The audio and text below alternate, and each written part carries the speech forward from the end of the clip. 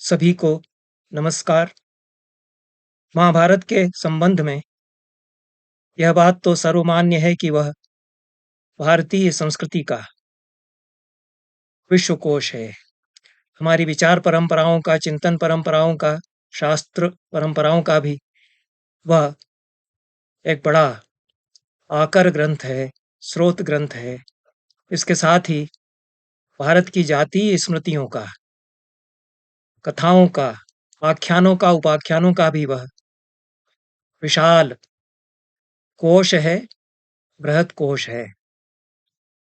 और महाभारत में अनेक उपाख्यान, एक बड़े प्रबंध के भीतर आने वाली जो दृष्टांत के लिए कही जाने वाली कथाएं हैं, वे आती हैं।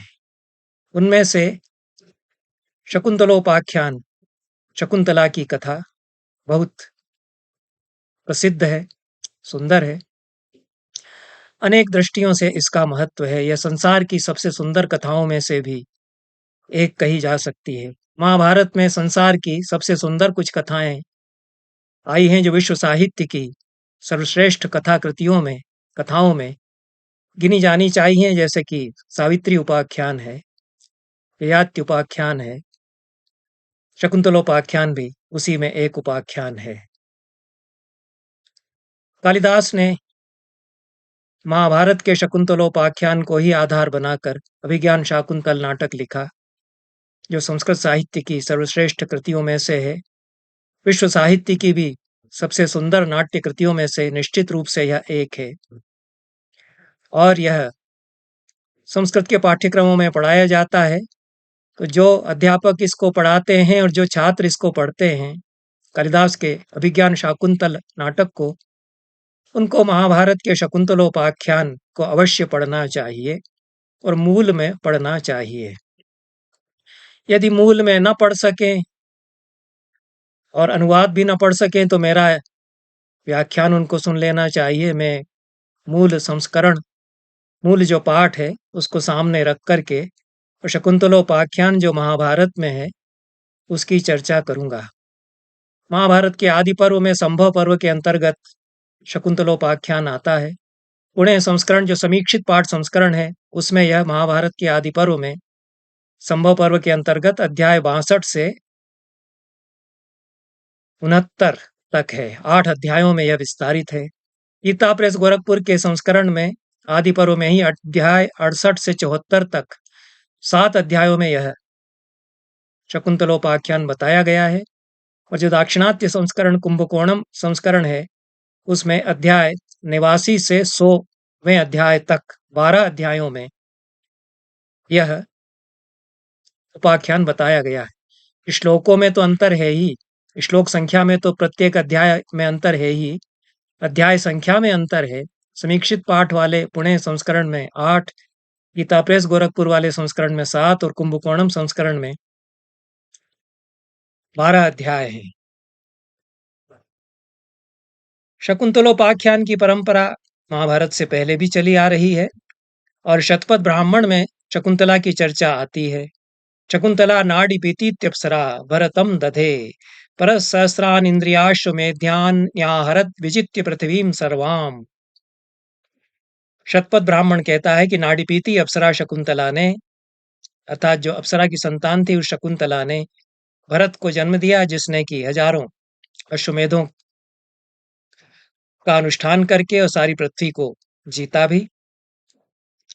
सायण इसकी व्याख्या में कहते हैं कि नाड़ीपीती अप्सरा शकुंतला ने कण्व के आश्रम में पुत्र भरत को प्राप्त किया और उसको धारण किया। जन्मेजय वैशंपायन से कथा सुन रहे हैं। व्यास आदेश दे गए हैं कि जो मैंने जय संहिता लिखी है उसे सुनाओ। उन्होंने वैशंपायन को बताई है। वैशंपायन जन्मेजय को सुना रहे हैं। उसमें विस्तार होता जाता है। जन्मेजय कुछ और पूछते हैं, जितना व्यास ने वैशंपायन को बताया है उसमें कुछ पूछते हैं, तो जन्मेजय के प्रश्न और वैशंपायन के उत्तर उसमें जुड़ जाते हैं। इसलिए व्यास ने जो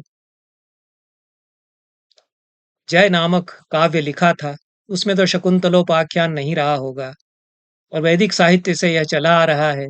वैशंपायन ने वेदों का भी अध्ययन किया, वंश परंपरा वे जानते हैं, सूतों की परंपरा में वे आते हैं। सूतों का काम ही है कि राजाओं की वंश परंपरा सुनाएंगे, बताएंगे, आख्यान सुनाएंगे, जितनी कथाएं हैं हमारे समाज में प्रचलित उनको बताएंगे। तो महाभारत में जन्मेजय पूछते हैं कि जो भारतों का वंश है, जो भरत से चला, उसका मैं विस्तार से वर्णन सुनना चाहता हूँ, तो उसको आप बताइए।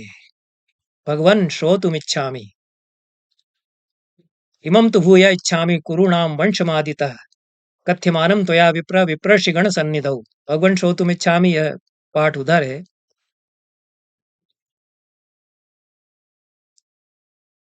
और पुणे संस्करण में यही पाठ है। इमं तु भूय इच्छामि कुरूणां वंशमादितः, कुरुओं के वंश को मैं आरंभ से ही सुनना चाहता हूँ। तब वैशंपायन बताते हैं कि कौरवों के वंश में दुष्यंत नामक राजा हुए। समीक्षित पाठ संस्करण में दुष्यंत पाठ है, और उसके पहले के साहित्य में भी दुष्यंत पाठ आता है। दु के अनंतर विसर्ग और फिर मूर्धन्य शकार और फिर नकार और तकार, दुष्यंत। बाद में दुष्यंत पाठ हो गया है, और यह गीता प्रेस गोरखपुर के संस्करण में भी दुष्यंत ही पाठ है, और कुंभकोणम संस्करण में भी दुष्यंत ही पाठ है। कालिदास में भी नायक का नाम दुष्यंत ही है, पर यहाँ दुष्यंत यह नायक का नाम है, कथा के नायक का नाम है। चारों समुद्रों तक जिसकी सीमाएं हैं, ऐसी पृथ्वी का गोप्ता रक्षक भरत सत्तम दुष्यंत राजा था। तुम्हारे पुरखों में चतुर्भागम भुवा कृष्णम सभुंक्ते मनुजेश्वर, कहते हैं कि धरती के चौथे भाग पर उसका अधिकार था। समुद्रावरण धरती पर अनेक देशों तक उसका अधिकार फैला हुआ था। आम्लेच्छाटविकान सर्वान सभुंक्ते रिपुमर्दन, रिपुमर्दन व राजा म्लेच्छों और आटविकों तक उसका राज्य था। रत्नाकर समुद्रांतांश चातुर्वर्ण जनावृतान, रत्नाकर समुद्र तक जो पृथ्वी फैली हुई है उस तक उसका राज्य था। दुष्यंत या दुष्यंत जो भी नाम माने, उसके पराक्रम का, उसके अत्यंत ही प्रशासन कौशल का, प्रताप का वर्णन विस्तार से यहाँ किया है। इस अध्याय में कोई वर्णशंकर नहीं था और कोई पापी नहीं था। धर्म का पालन उसकी प्रजाएं करते थे। धर्मार्थौ अभी पेदिरे, धर्म और अर्थ का सेवन करते थे। नासी चोर भयम तात न क्षुधा भयम अण्वपि, अणुमात्र के बराबर भी भूख किसी को नहीं सताती थी। चोर का कोई डर नहीं था, व्याधि का कोई डर नहीं था। सर्वैर स्वैर धर्मैर रेमिरे वर्णा देवै दैवे कर्मणि निष्प्रहा, अपने अपने धर्मों में सारे वर्ण के लोग लगे रहते थे, भाग्य के प्रति निष्प्रह थे, और अकुतो भय संचरण करते थे। किसी को कोई भय नहीं था। काल वर्षी च पर्जन्य सस्यानि फलवंती च, समय पर वर्षा करते थे पर्जन्य वहां पर, और खूब फसल उगती थी। सर्वरत्न समृद्धा च मही वसुमती तदा, धरती सर्वरत्नों से समृद्ध थी। वसुमती अद्भुत महावीर, बड़ा पराक्रमी, इस प्रकार का जैसे मंदर पर्वत को भी उठा लेगा ऐसा वह था। यह वर्णन करते हुए कहते हैं,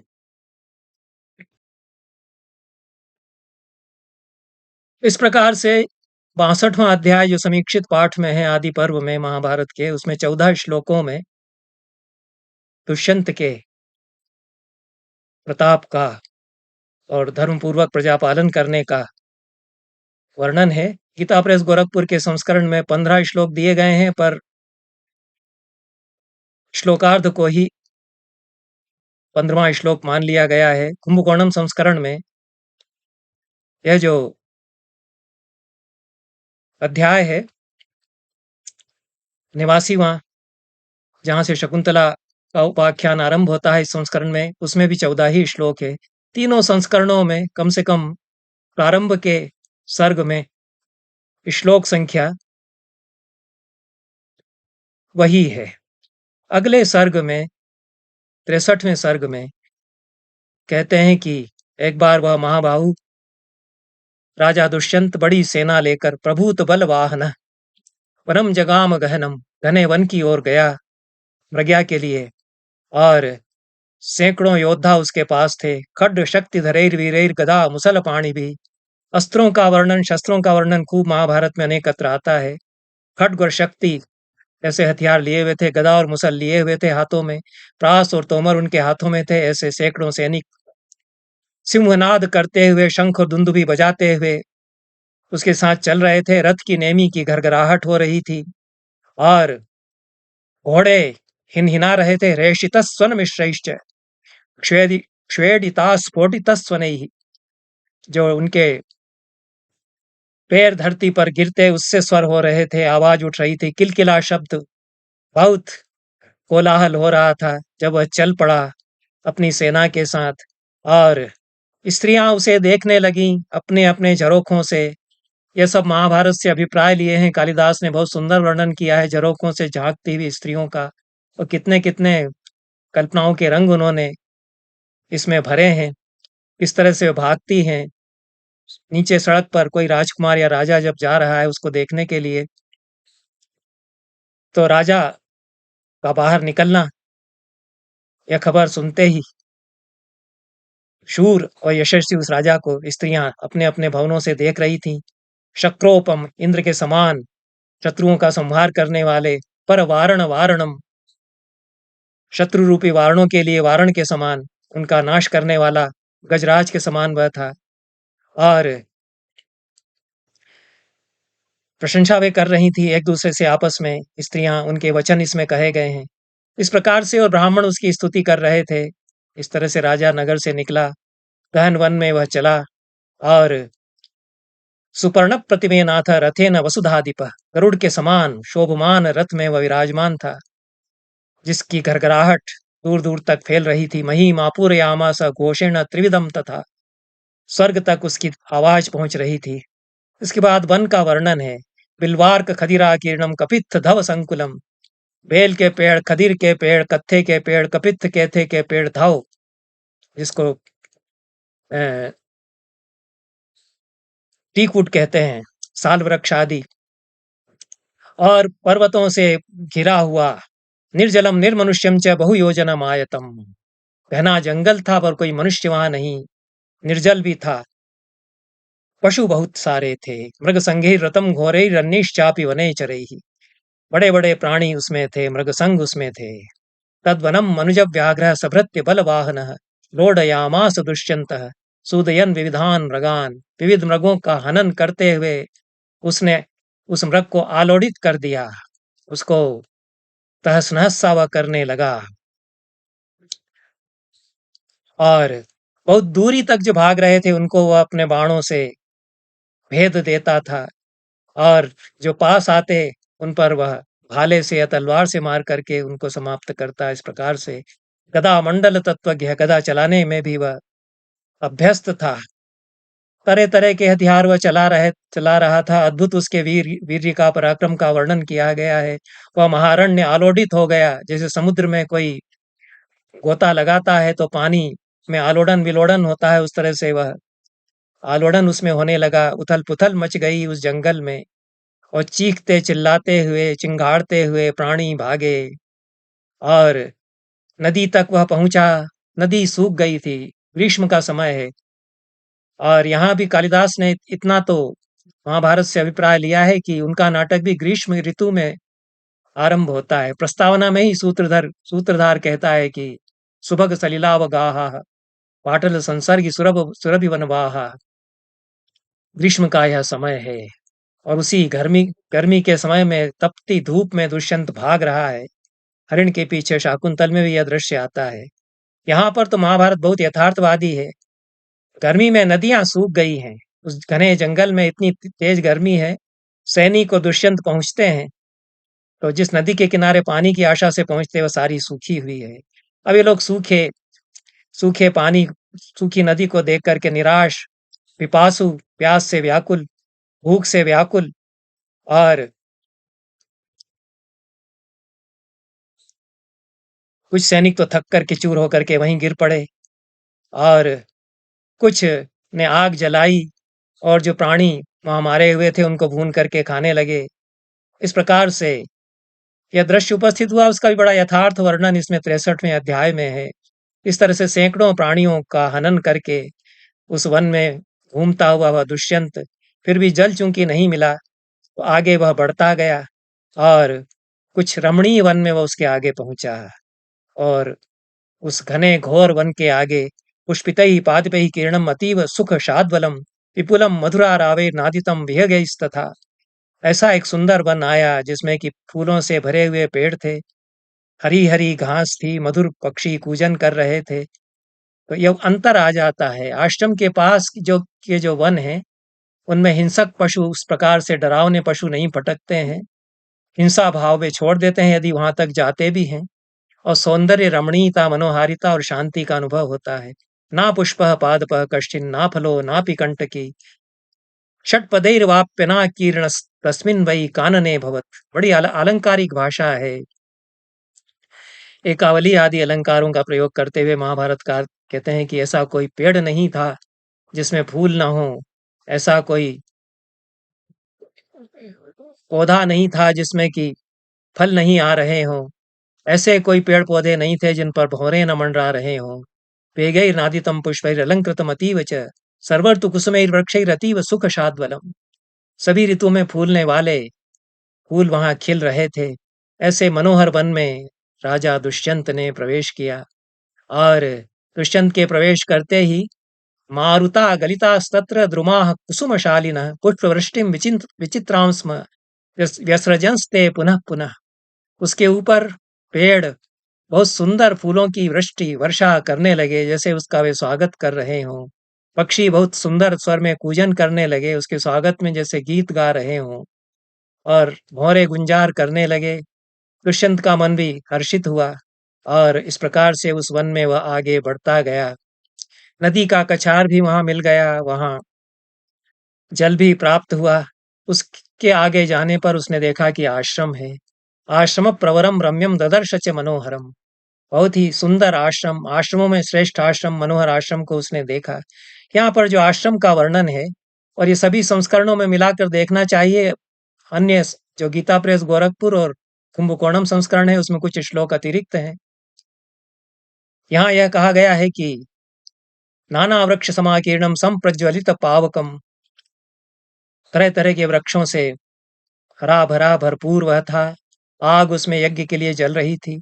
वालखिल्य यति तपस्या वहां कर रहे थे। अग्न्यागार बहुत सारे थे, अग्निशालाएं बहुत सारी थी, यज्ञशालाएं थी। और मालिनी नदी उसकी परिधि पर बहती थी। पुण्याम सुखोदकाम, सुखदायक जल वाली मालिनी नदी। उसके किनारे पर कई तरह के पक्षी चहचहाट कर रहे थे। तपोवन कई थे उस आश्रम के भीतर और सौम्य हो गए थे। व्याल और मृग वहां जितने भी वन्य प्राणी हैं वे भी उसकी परिधि में आकर के हिंसा भाव को तज करके विचरण कर रहे थे। इस प्रकार से पुण्य तोया नदी के किनारे वह पहुंचा। सर्व प्राण भ्रताम तत्र जननीमिव विष्ठिताम। माता की तरह वह नदी मालिनी उसमें बह रही थी। सचक्रवाक पुलिनाम पुष्प फेन प्रवाहिनीम सकिन्नर गणा वासाम वानरक्ष निषेविताम। चक्रवाक पक्षी जो तैर रहे थे उसके उससे पुलिन उसके बन गए थे। पुष्प जो उसके पानी पर तैर रहे थे वो फेन जैसे लग रहे थे। इस प्रकार से मत्तवारण शार्दूल भुजगेंद्र निषेविताम। मतवाले हाथी और शार्दूल भी उसके किनारे टहल रहे थे। ऐसी आश्रम संबद्ध वह नदी थी, वहां सभी शांत थे। ऐसा वह आश्रम था। नर नारायण स्थानम गंगये वोपशोभितम। जैसे नर और नारायण का की तपस्या का स्थान हो गंगा से उपशोभित, इस तरह से रम्य तीर वाली मालिनी नदी से उपशोभित वह आश्रम था। इस प्रकार से दुष्यंत को आभास हुआ कि यह तो कण्व ऋषि का आश्रम है और कण्व ऋषि के दर्शन की उसको इच्छा हुई। तो वह रथिनीम अश्वसंबाधाम पदातिगण संकुलाम अवस्थाप्य वनद्वारी सेनामिदमुवाच सह। अपने रथों की सेना को, पदाति पैदल सैनिकों की जो टुकड़ी है उसको उस वन के द्वार पर ही वन के एक छोर पर ही रोक कर सैनिकों से उसने कहा कि मैं मुनि के दर्शन के लिए भीतर जाऊंगा, आप लोग यहीं रहें, मेरी प्रतीक्षा करें।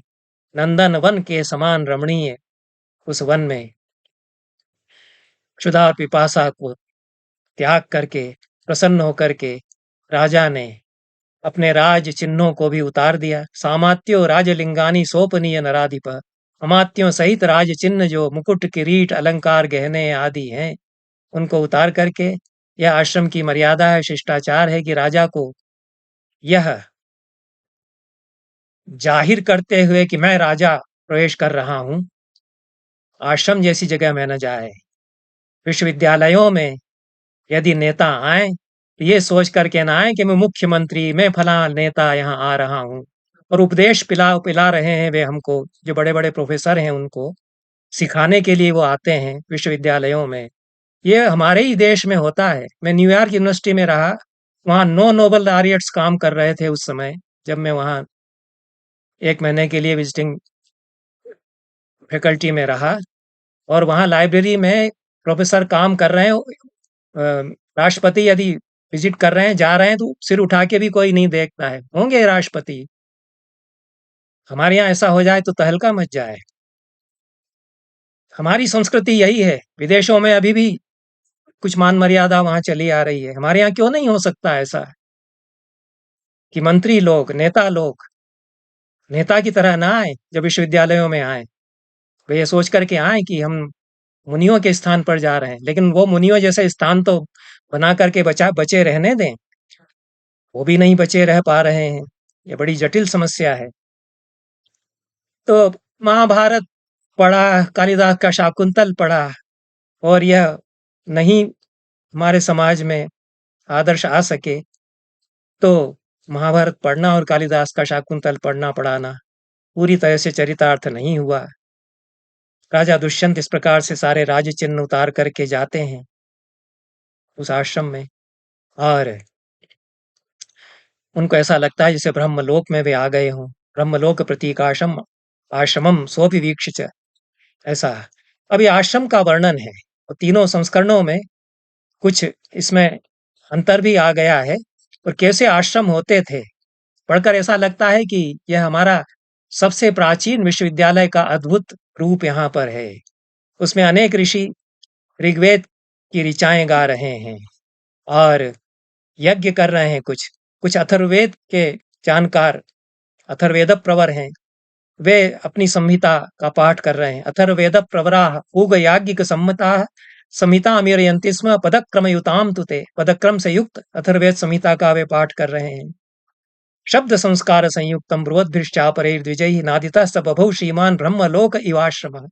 शब्द संस्कार से युक्त व्याख्यान प्रवचन वहां द्विज विद्वान कर रहे हैं। यज्ञ संस्कार से युक्त क्रम शिक्षा विशारदैः, शिक्षा में जो विशारद हैं, शिक्षा ग्रंथ जो जानते हैं। न्याय तत्वार्थ विज्ञान संपन्नैर्वेद पारगैः, न्याय के तत्व को जानने वाले, वेद में पारंगत। मोक्ष धर्म परायण और नाना वाक्य समाहार समवाय विशारद, ऐसे। फिर कहते हैं स्थापना क्षेप सिद्धांत परमार्थज्ञताम गतैः लोकायतिक मुख्यैश्च समन्तादनुनादितम्। स्थापना, आक्षेप और सिद्धांत, इनके परमार्थ को जो जानते हैं, ये प्राचीन शास्त्र व्याख्यान की भाषा है। और प्रतिज्ञा हेतु अवयव दृष्टांत निगमन इत्यादि जो न्याय दर्शन की अवधारणाएं हैं वो महाभारत से ही आई है। तो स्थापना क्या है ये बताएंगे, आक्षेप क्या होगा ये बताएंगे, फिर सिद्धांत बताएंगे, फिर परमार्थ का निरूपण करेंगे। इन सब को जो जानते हैं, ऐसे लोकायतिक दर्शन के जो मुख्य प्रवक्ता हैं, उनसे चारों ओर से अनुनादित्व था। वे खूब अपना दर्शन बता रहे थे, लोकायत दर्शन वे बता रहे थे। और इस प्रकार से लंबा वर्णन है। देवतायतनानां च पूजां प्रेक्ष्य कृतां द्विजैः, देवतायतनों में पूजा वहां चल रही थी। ये देवतायतन का यहाँ वर्णन आ जाता है, तो कुछ देव प्रतिमाओं का पूजन हो रहा है ऐसा भी लगता है।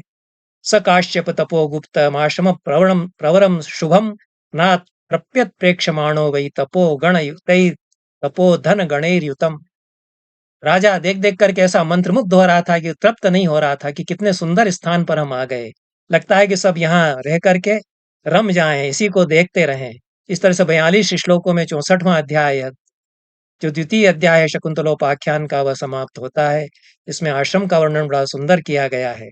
और फिर तो आगे जब बढ़ा और उसको लगा कि ये सारे दृश्य देखते हुए, इसमें जो गौर करने की बात है जो मैंने बताया कि अपने अमात्यों के साथ वह चला जा रहा है। कोई ऋषि नहीं पूछता कि कौन तुम आ गए, कौन हो भाई। किसी को कोई संभ्रम नहीं है, कोई उसको देख करके न चौंकता है, न कोई घबराता है, न किसी को कोई परवाह है। जो वहां अभी भी यूरोप के, अमेरिका के बड़े विश्वविद्यालयों में होता है कि नेताजी आए तो आए, वो कुछ सीखना चाहते हैं तो सीखे आए, नहीं तो हम अपना काम कर रहे हैं। ये सब अपने अपने काम में लगे हुए हैं ऋषि लोग। राजा हो चाहे कोई हो, आया, किसी ने पूछा तक नहीं उसको। अब वो अनुमान करता हुआ आगे बढ़ता चला जा रहा है कि कण्व ऋषि तो और कहीं अंदर की तरफ होंगे। और वहां पहुंच के उसने कहा कि अब आप लोग भी चले जाइए अपने अमात्यों से। और जो साथी यहाँ तक उसके साथ आए थे, यह 65वें अध्याय में समीक्षित पाठ में कहते हैं कि महाबाहु दुष्यंत आगे बढ़ा और अमात्यों को भी उसने कहा कि अब आप लोग जाइए, क्योंकि ऋषि के दर्शन में फिर अकेला ही करूंगा। और ऋषि का जो स्थान था उसमें वह पहुंचा। उसको कोई दिखाई नहीं दिया वहां। तो उसने जोर से पुकारा कि कोई है। सोऽपश्यमानस्तम ऋषिं शून्यं दृष्ट्वा तमाश्रमम् उवाच कह्यत्युच्चैर्वनं सन्नादयन्निव। दुष्यंत का बड़ा गूंजता हुआ स्वर था, बुलंद आवाज थी। राजा था, पराक्रमी था। तो उसने देखा कि वह सब शोर शराबा जो यज्ञ का, प्रवचनों का, लोकायत दर्शन का, न्याय दर्शन के प्रतिपादन का, वह तो पीछे छूट गया और हम कुछ सन्नाटे में आ गए, क्योंकि कण्व ऋषि जहाँ रहते हैं वह तो बहुत ही शांत स्थान है और कोई दिखाई नहीं दिया। तो उसने उच्च स्वर में, निनादित उसका स्वर होता हुआ था, उसमें पूछा कि कोई है। श्रुत्वाथ तस्य तं शब्दं कन्या श्रीरिव रूपिणी निश्चक्रामाश्रमात् तस्मात् तापसी वेशधारिणी। उसके उस स्वर को, उसके शब्द को सुनकर के लक्ष्मी की तरह रमणीय रूप वाली कन्या तापस वेशधारिणी कोई बाहर निकली। और सातम दृष्टैव राजानम दुष्यंतमसिते क्षणा। असित ईक्षण वाली, काजल लगाए हुए नहीं थे, नहीं थी वह, लेकिन आंखें उसकी कजरारी सी लगती थी, ऐसी असित ईक्षण वाली वह सुंदरी कन्या तापसी दुष्यंत को देख करके स्वागतम ते इति क्षिप्रम उवाच प्रतिपूज्यत प्रतिपूज्य च। आपका स्वागत है, ऐसा तुरंत उसने कहा। वो भी कोई घबराई नहीं, डरी नहीं कि पता नहीं कौन आ गया, अकेली थी वह भी वहां। ये महाभारत का शाकुंतल है, इसको ध्यान में रखना चाहिए, ये कालिदास का नहीं है। उस पर मैं कभी बात करूंगा कि कालिदास ने बहुत सुंदर बना दिया, उसमें कितने कितने रंग भरे। लेकिन मुझसे पूछा जाए कि कौन सी कथा वास्तविक है, कौन सी अच्छी लगती है, तो यही है कथा, वास्तविक कथा यही है। यही हमारा जो भारत है, सच्चा भारत, वेद का और महाभारत का भारत उसको बताती है। तो शकुंतला, उसने स्वागत है आपका यह कहा और पूजा उसकी की, स्वागत किया। अर्घ्य लेकर के आई, जिसमें कि मधुपर्क आदि जल और मधु इत्यादि सामग्री रहती है। और उसने आपकी कुशल तो यह पूछा, कैसे हैं आप, आपकी कुशल। प्रपच्छ अनामयम राजन कुशलम च नराधिपम। हे राजन, यह तो उसने शक्ल से ही पहचान लिया। भले ही मुकुट किरीट नहीं पहना हुआ था दुष्यंत, लेकिन आवाज और कुछ जो वस्त्र आदि होंगे, उन्हीं से शकुंतला को लग गया कि ये तो कोई राजा है। ये कालिदास की का शाकुंतल बिल्कुल नहीं है। प्रपच्छ अनामयम राजन कुशलम च नराधिपम। है राजन, आपका कुशल तो है, ऐसा उसने पूछा। और यथावत उसकी पूजा की, कुशल कुशल पूछ करके कहा कि और बताइए क्या आपके लिए किया जाए। उवाच स्मायमाने व किम कार्यम क्रीतामिति। मुस्कुरा करके उसने पूछा कि आपके लिए मैं और क्या करूं। ताम अब्रवीत ततो राजा कन्याम मधुर भाषिणी। उस मधुर भाषिणी कन्या से राजा ने कहा, सर्वानवद्यांगी यथावत प्रतिपूजित है। प्रत्यंग, अंग प्रत्यंग में जो अनवद्य थी, रमणीय थी, ऐसी उस कन्या से उसने कहा, आगतो हम महाभागम ऋषिम कण्वमुपासितुम। मैं तो महाभाग कण्व ऋषि के दर्शन करने के लिए, उनकी उपासना करने के लिए, अर्चना करने के लिए आया आया था। क्व गतो भगवान भद्रे तन्ममाचक्ष सुशोभने। हे भद्रे, भगवान कण्व कहाँ गए हैं, ये मुझे बताइए। शकुंतला ने कहा कि अभी अभी वो फल लेने के लिए गए हैं, आप प्रतीक्षा कीजिए और थोड़ी देर में वो आ जाएंगे। और दुष्यंत ने शकुंतला को देखा, परम रूपमती शकुंतला उसके सामने थी। मुग्ध हो गया उसको देखते हुए। उसने पूछा, जिज्ञासा हुई कि भाई इससे परिचय प्राप्त करूं। कासि कस्यासि सुश्रोणि किमर्थम चागता वनम एवं रूप गुणोपेता कुतस्त्वमसि शोभने। हे सुश्रोणी, वरारोहे, तुम कौन हो, किसकी बेटी हो, क्यों इस वन में तुम आई हो? क्योंकि कण्व तो ब्रह्मचारी हैं, उनकी तो बेटी तुम हो नहीं, और कण्व जहां रहते हैं उस कुटिया के पास तुम्हारी कुटिया, तो यहाँ कैसे तुम रह रही हो, इत्यादि उसने पूछा। दर्शनादेव ही शुभे त्वया मे प्रहतम मन। हे शुभे, तुम्हारे दर्शन मात्र से ही तुमने मेरा मन हर लिया है। इच्छामि त्वाम अहम ज्ञातुम तन्ममा चक्षु शोभने। मैं तुम्हें जानना चाहता हूँ, तुम्हारे विषय में जानना चाहता हूँ, तो तुम अपना परिचय दो। तब शकुंतला ने हंसते हुए कहा कि कण्वस्याहम भगवतो दुष्यंत दुहितामता। हे राजा दुष्यंत, मैं भगवान कर्ण की बेटी हूँ। नाम से ही संबोधन कर दिया, क्योंकि उसको पता चल गया होगा कि दुष्यंत अंदर आए हैं, अमात्य वगैरह भी आए थे।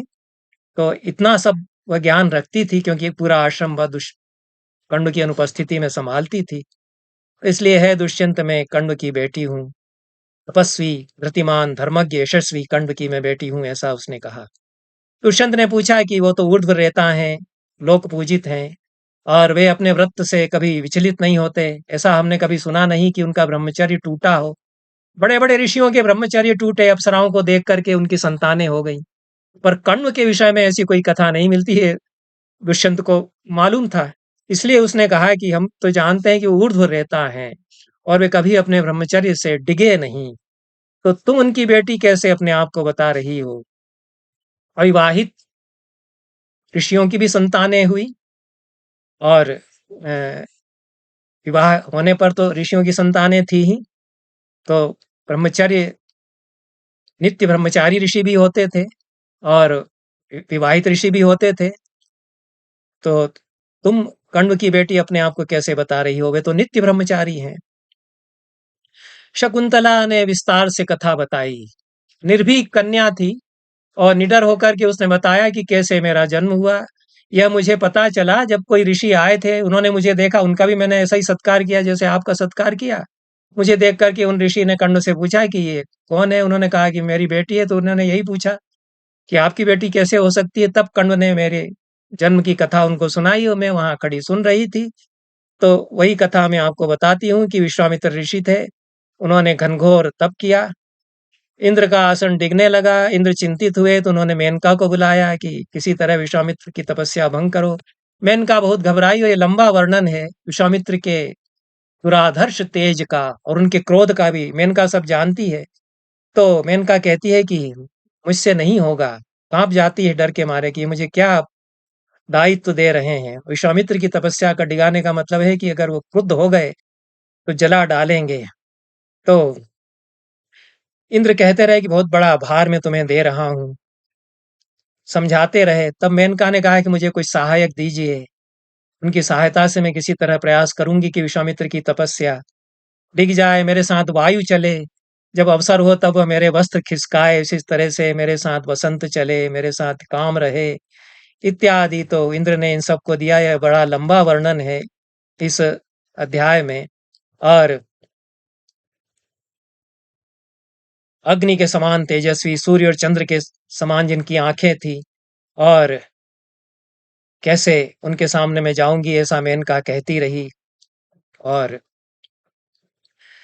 कौशिक के आश्रम में इंद्र के द्वारा निर्देश पाकर के फिर वह पहुंची। आगे 66वें अध्याय में शकुंतला कथा बताती है, और मेनका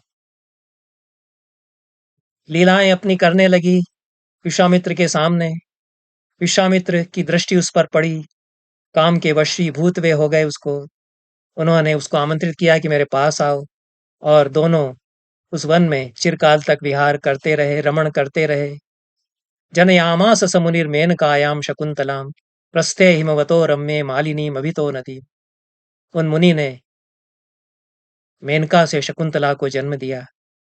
उस हिमालय के पर्यंत प्रदेश में, मालिनी नदी के किनारे, यही प्रदेश है मालिनी, शकुंतला जहाँ कथा बता रही है, इसी में मालिनी नदी बह रही है, और उसी के निकट कहीं विश्वामित्र भी रहे, और यहीं पर शकुंतला का जन्म हुआ, ऐसा मेरा जन्म हुआ, ऐसा शकुंतला बताती है।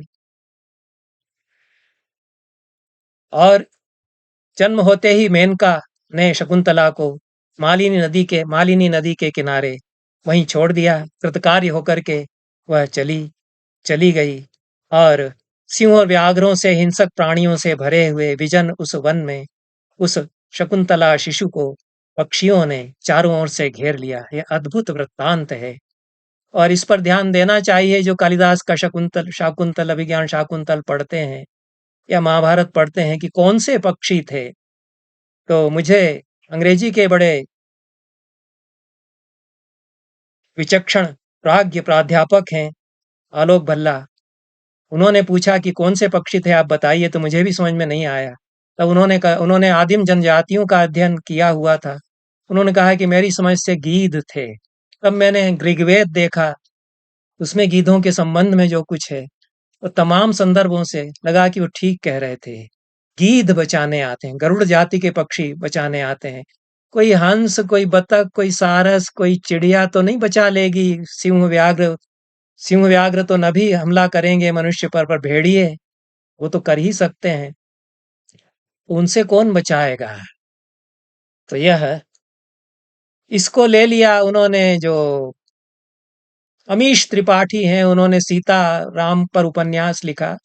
उन्होंने सीता की उत्पत्ति ऐसे ही बता दी, और उसमें गीध जटायु वो घेरे हुए थे सीता को, तब से जटायु और इनसे संबंध सीता का है इत्यादि उन्होंने कल्पना की। जो कुछ उनके उपन्यास होंगे बहुत ऊटपटांग हैं, तो वो सीता की कल्पना उन्होंने उस तरह से उसमें की है। लेकिन यहाँ शकुंत जो पक्षी हैं वो बड़े आकार के गरुड़ जाति के पक्षी हैं, तभी वो डरा सकते हैं छोटे मोटे हिंसक प्राणियों को। सियारों को, भेड़ियों को तो भगा ही सकते हैं, क्योंकि पराक्रमी होते हैं, और वे आकर के रक्षा करते हैं। क्योंकि मेनका भी जानती थी कि वे बचाएंगे मनुष्य की संतान को। मनुष्यों का गीधों से संबंध है, जो मैंने कल परसों एक व्याख्यान में, एक वक्तव्य में कहा कि शव दाह की, शव संस्कार की एक परंपरा यह भी है कि गीधों को मृतक सौंप दिया जाता है। यह ईरान में ही केवल नहीं है, यह मैंने महाभारत में प्रतिपादित मद्रक यवनों का और ईरानियों का वर्णन पर जब बात हो रही थी, तब मैंने कहा कि वहाँ भी है और हमारे यहाँ भी है। हमारे यहाँ भी कई समाजों में, कुछ समाजों में, जनजातियों में यह परंपरा है, क्योंकि वे मानते हैं कि हमारे सबसे बड़े मित्र हैं, ये हमको बचाते हैं। जिस तरह से जटायु और संपाति आते हैं। इस पर मैंने फिर एक नाटक कथा शकुंतला की लिखा, जो महाभारत से पहले भी क्या कथा रही होगी, क्योंकि ये कथा तो शतपथ ब्राह्मण में है, वैदिक काल की कथा है। महाभारत ने भी कुछ इसमें कुछ फूल खिला दिए हैं, कुछ रमणीयता ला दी है, वर्णन सुंदर किए हैं। तो कालिदास ने और भी ज्यादा वासंतिक सौरभ इसमें भर दिया है। उन्मीलितम तूलिकयेव चित्रम, इसकी रेखाओं में रंग भर दिए हैं, पर जो रेखाएं हैं वो तो पहचानना चाहिए। तो यह शकुंत आकर के उसकी रक्षा करते हैं, और कर्ण को वहां आना ही था, उसी के पास उनका आश्रम था। तब तक ये पक्षी शकुंतला की रक्षा करते रहे। शकुंतला बताती है, और वही शकुंतला मैं हूं, ऐसा अंत में वह कथा बता करके कहती है। उन्होंने मुझे पाला कण्व ने, इसलिए मेरे लिए तो पिता वही हैं। शकुंतला च पितरम मन्यते माम अनिंदिता। ऐसा कण्व ने उन ऋषि से कहा था मेरे जन्म की कथा बताते हुए कि यह बेटी मुझे अपना, मैं इसको बेटी मानता हूँ, और यह मुझे अपना पिता मानती है, क्योंकि इस तरह से यह नवजात शिशु के रूप में मुझे मिली थी, और मैंने इसको पाला है। इस प्रकार से किसी ऋषि को मेरे जन्म की कथा कण्व ने बताई, वह मैंने सुन ली थी, नहीं तो मुझे नहीं बताते, और मैं यही समझती रहती कि वे ही मेरे जनक भी हैं, जन्मदाता, उनकी मैं औरस पुत्री हूँ, यही मैं समझती रहती। इतनी कथा सुनकर के और दुष्यंत की तो चाह और भी बढ़ गई। शकुंतला को देख करके पहली बार में ही वो खिंच ही गया था उसकी तरफ, लेकिन व्यक्त नहीं कर रहा था कि ऋषि कन्या है, इससे तो हम कुछ नहीं कह सकते, जला डालेगी, श्राप दे देगी, तेजस्वी होगी बहुत। लेकिन यह तो क्षत्रिय की कन्या है, क्योंकि विश्वामित्र उस समय तक महर्षि नहीं बने थे, ब्रह्मर्षि नहीं बने थे। वे ब्रह्मर्षित्व की प्राप्ति के लिए तप कर रहे थे। तो उनकी कन्या है, क्षत्रिय की कन्या है, इसलिए मैं इससे प्रस्ताव कर सकता हूँ। तो दुष्यंत ने तो सीधे-सीधे प्रपोज़ कर ही दिया वहाँ महाभारत की कथा में। और यह इतनी कथा जैसे ही सुनी शकुंतला के मुँह से, 66वें अध्याय में, शकुंतलोपाख्यान में 67वें अध्याय के पहले श्लोक में ही दुष्यंत ने कहा, सुव्यक्तम राजपुत्री त्वं यथा कल्याणी भाषसे, भार्या मे भव शुश्रोणी ब्रूहि किम करवाणि ते। हे शुश्रोणी, सुंदरी, वरारोहे, तुम तो राजपुत्री हो, ऋषि कन्या तुम उस तरह से नहीं हो, ब्रह्मर्षि की कन्या नहीं हो, इसलिए तुम मेरी भार्या हो जाओ। सुवर्णमाला वासांसी कुंडले परिहाटके नाना पत्तनजे शुभ्रे मणिरत्ने च शोभने। उसको थोड़ा लालच देता है कि ये सब मैं तुझे दूंगा, तुम्हें दूंगा, और अभी अभी सारे गहने तुम्हारे लिए मैं ला दूंगा। सर्वम राज्यम तवाद्यास्तु, मेरा राज्य ही सारा तुम्हारा हो जाए। इतना प्रभावित हो गया शकुंतला के इस तरह से निर्भीक बोलने से, उसको लगा कि ये इस योग्य है कि ये चक्रवर्ती संतान को जन्म देगी, ऐसी निर्भीक बाला यह है, तो इसलिए तुम्हें मैं सारा राज्य अपना सौंपूंगा ऐसा। गांधर्वेण च माम भीरु विवाहे नई सुंदरी, है सुंदरी, मेरे साथ तुम गांधर्व विवाह करो। विवाहानाम ही रंभोरु गांधर्व श्रेष्ठ उच्यते। हे रंभोरु, कदली स्तंभ के समान उरु वाली, विवाहों में सर्वश्रेष्ठ विवाह गांधर्व विवाह होता है। शकुंतला ने कहा कि मेरे पिता फल लाने के लिए गए हुए हैं, मुहूर्त एक मुहूर्त प्रतीक्षा कीजिए, वे आने ही वाले होंगे, और वे मेरा हाथ तुम्हारे हाथ में दे देंगे। दुष्यंत ने कहा कि हे वरारोहे, मेरी तो उत्कट कामना तुम्हारे लिए है, और मेरा मन तुम पर इस तरह से आ गया है, और उसको कुछ अपना दर्शन सुनाता है कि आत्मनैव बंधुरात्मैव गतिरात्मैव चात्मनः आत्मनैव आत्मनो दानम कर्तुमर्हसि धर्मतः। गीता में भी यह श्लोक इस तरह का आया है, आत्मैव आत्मनो बंधु आत्मैव रिपुरात्मनः। तो यह आत्मा ही अपना बंधु है, आत्मा ही अपनी गति है, आत्मा ही अपना दान स्वयं करे। तो तुम इतनी जिम्मेदार हो, उत्तरदायी हो, स्वयं अपना दान तुम कर सकती हो। और फिर विस्तार से यह 8 विवाहों का वर्णन करता है। महाभारत चूंकि धर्मशास्त्र का भी बड़ा ग्रंथ है, इसमें सारा धर्मशास्त्र इसमें बता दिया है दुष्यंत के शब्दों में। और इसमें से 4 विवाह प्रशस्त होते हैं, और शेष जो है उनसे नीचे आते हैं। ब्रह्म, देव, आर्ष, प्रजापत्य, ये 4 श्रेष्ठ विवाह हैं। फिर आसुर, गांधर्व, राक्षस और पैशाच, उनके बाद ये 4 और आते हैं। उन चारों में भी गांधर्व विवाह सबसे अच्छा है, सबको परिभाषित करता है दुष्यंत।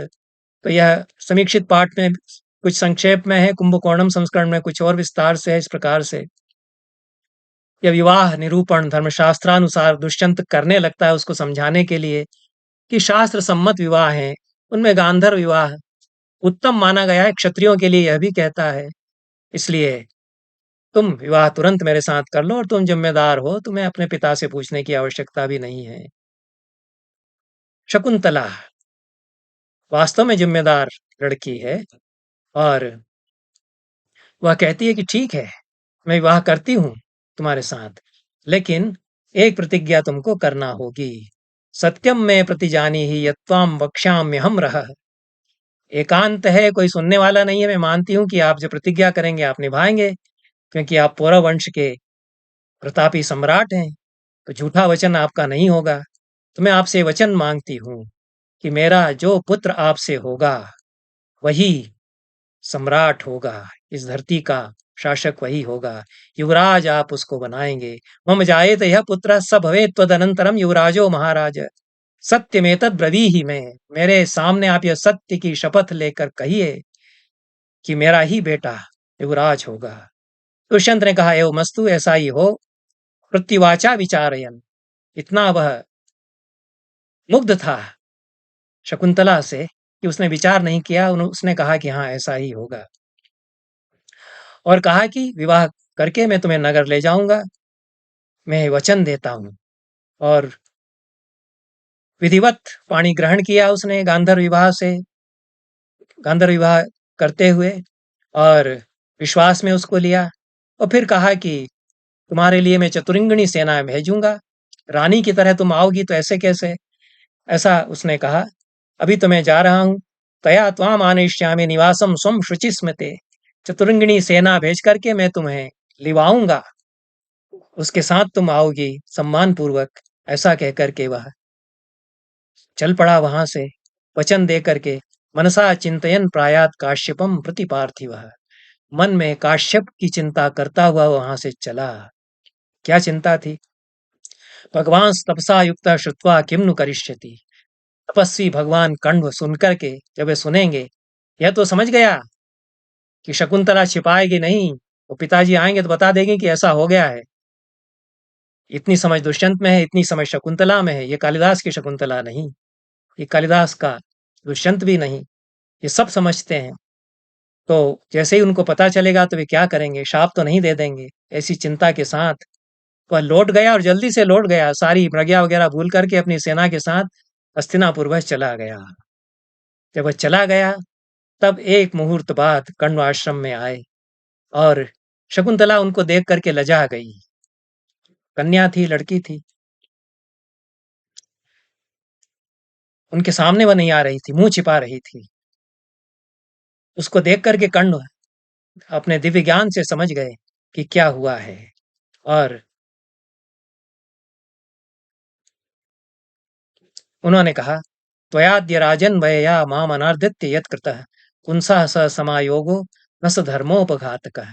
हे बेटी, तुमने मुझसे बिना पूछे, तुम क्षत्रिय की बेटी हो, मेरी तो बेटी वैसे भी नहीं हो, तो राजन वया तुम हो, मुझसे बिना पूछे जो तुमने एक पुरुष से संयोग आज कर लिया है, उससे तुम्हारे धर्म का कोई उपघात नहीं हुआ। क्योंकि क्षत्रियों के लिए गांधर्व विवाह सर्वश्रेष्ठ माना गया है। और सकामाया सकामेन निर्मंत्रो रहस्य स्मृतः, गांधर्व विवाह का कण्व ऋषि ने लक्षण ही बता दिया कि सकामा कन्या से सकाम पुरुष एकांत में बिना मंत्र के जो संयोग कर लेता है वही गांधर्व विवाह है, और वह संयोग यदि हो गया तो गांधर्व विवाह माना गया। कण्व ऋषि बिल्कुल भी क्रोध नहीं करते हैं, इतने बड़े वे हैं, इससे सीखना चाहिए।